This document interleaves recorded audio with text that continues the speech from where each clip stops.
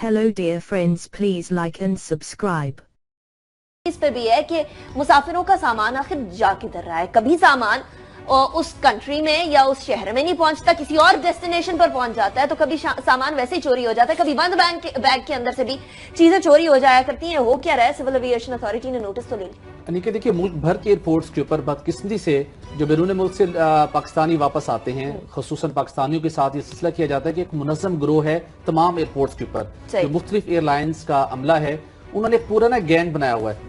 एक वीडियो भी मैंने देखी, अगर आने वाले दिनों में शायद हम अपने प्रोग्राम में चलाएंगे, बेसिकली कि किस तरीके के साथ जब जहाज से सामान को ऑफलोड करते हैं, वहां पर सीसीटीवी कैमरास भी लगे हुए हैं, लेकिन उसके बावजूद पूरा एक गैंग बना हुआ, जैसे मैंने बताया। वो जिप खोलते हैं और लोगों के सामान से जेवरात होते हैं, नकदी होती है और कीमती अशिया होती हैं, गिफ्ट होते हैं, वो निकाल लिए जाते हैं। और अजीब बात यह सुहेल साहब के ताला तोड़े बगैर ये खोली जा सकती है। एग्जैक्टली, वो बड़ा तरीका है, फन है ना, उनके पास ताला भी लगा होगा, जिप को ऐसे पेन डाल के खोल देते हैं। एग्जैक्टली, पेन उन्होंने एक ट्रेनिंग हासिल की है जिप खोलने की। तमाम एयरपोर्ट्स के जो मुल्हिका थाने होते हैं, वहां पे कई एफआईआर दर्ज हुई हैं। बेनजीर इंटरनेशनल एयरपोर्ट के साथ जाएं, यहाँ पर आए रोज वाकयात होते हैं, जिसकी वजह से लोग बहुत ज्यादा मुश्किलात का सामना था। स्पेशल मुत्तहिदा अरब अमारात सऊदी अरब से जो लोग लौटते हैं वापस, उनके बैगों को खुसूसन प्लान किया जाता है कि ये फ्लाइट सऊदी अरब से आ रही है, मिडल ईस्ट से आ रही है, तो इसका सामान को खोलना है। वहां से सामान चोरी कर लिया जाता है, उसके बाद फिर एफआईआर होती है, तहकीकात होती हैं और बहुत मुश्किल से जाकर लोगों को सामान मिलता है। सिविल एविएशन ने अब फाइनली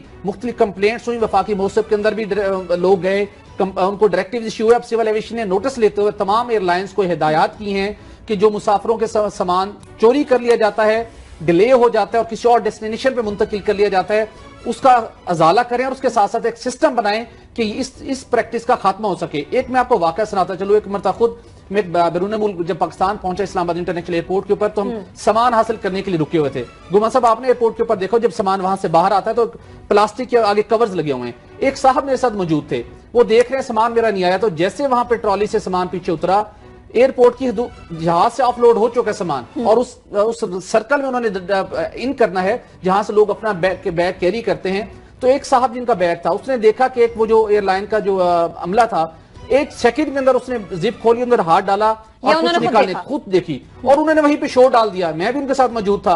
आप सुनकर हैरान होंगे, उस वक्त स्टाफ उनके पास आया और उन्होंने कहा कि आप चुप कर दिए, हम आपको सामान लेके देते हैं। वो गए, उनको सामान ले जाकर उनको कहा कि आप अपना टाइम वेस्ट मत कीजिए, हम इसके खिलाफ कार्रवाई करेंगे, आप जाइए। अच्छा, वो बेचारे शुक्र अदा करके चले गए। ये हालत है बेनजीर इंटरनेशनल एयरपोर्ट की। चलिए, ये तो एक एयरपोर्ट की हालत है, इसी तरीके से होता रहता है। और अजीब बात यह है कि हमारे यहाँ अजियत उठानी पड़ती है। फॉरेनर्स आते हैं, उनके साथ भी अक्सर औकात ये होता है डेस्टिनेशन पर पहुंच नहीं पाता, प्रॉपर डेस्टिनेशन पर। खावर साहब, ये इंक्वायरी कोई फल ले पाएगी, कोई फ्रूट निकलेगा इसका?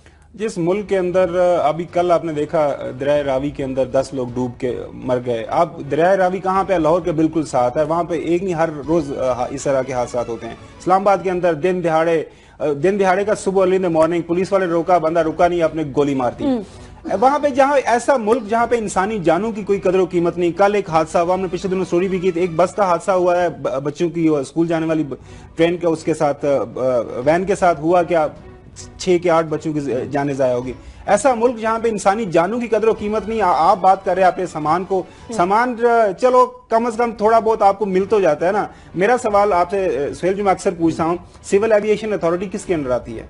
आपको पता है ये पहले डिफेंस मिनिस्ट्री के अंदर थी और वहां पे कदरे कुछ उसके मामलात बेहतर चलते थे। जब ये गवर्नमेंट आई, इन्होंने वहां से उठाई और डाली अंडर कैबिनेट डिवीजन। क्या सिविल एविएशन अथॉरिटी ने वो कराची वाले मामले के अच्छा सुने तो सही ना, सिविल एविएशन अब शुजात अजीम साहब थे। शुजात अजीम साहब की आपको पता है उनकी अपनी कंपनी तमाम एयरपोर्ट्स पे प्राइवेट कंपनी है, वो सारी जो ये बैगेज हैंडलिंग कौन करता है, ये वो कंपनी करती है, आपको पता है। तो ये आपकी बात बिल्कुल ठीक है, ये बड़ा सीरियस इशू है, पर मसला वही है ये रिफ्लेक्ट करता है कि आप हमारी जो दिवालियापन है ये सिर्फ एक सेक्टर नहीं है, हर सेक्टर में हम यही सवाल उठा रहे हैं। अगर आइडेंटिफाई हो जाता है, सीसीटीवी कैमरों में आ जाता है कि ये बंदा चोरी में मुलविस है, ये बंदा सामान बैग से चुरा रहा है, ये बंदा हिफाजती इक़दामात की वायलेशन कर रहा है, जब आप एक्शन लेना शुरू करेंगे तो फिर ये सिलसिला रुकेगा ना। जब तक आप एक्शन नहीं लेंगे तो सवाल फिर यूं उठेगा। नहीं, ऐसा नहीं है कि एक्शन ही ना ले, लाहौर मॉडल जिंदगियां टाउन जा रही हैं, वाकया तो इसके ऊपर होता है, एक्शन ना 14 लोगों को गोलियां मार दी जाती हैं, सारा दिन सारे मीडिया ने काबिल साहब, इसका ब्रॉडकास्ट मतलब किया, ये तो नहीं क्या ना हुआ? कि एक तरफ अगर एक्शन नहीं हो रहा तो दूसरी तरफ भी एक्शन को encourage ना मैं किया यही जाए। करूं,